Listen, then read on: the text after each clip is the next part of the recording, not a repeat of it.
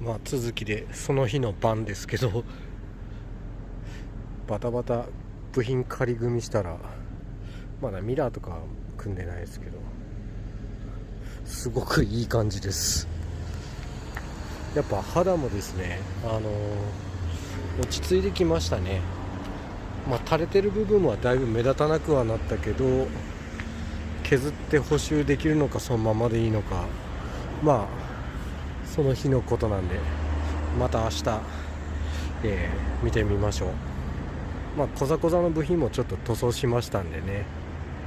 はい、ドアノブはですね、これですね。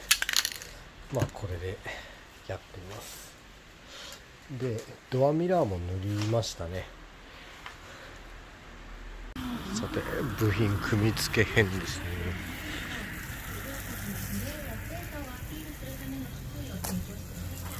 この番組は代表理事の小沢武さん、そして共同理事代表の広瀬俊明さんにもゲスト。はい、いろんな部品が塗り上がってるんで、あと組み付けですね。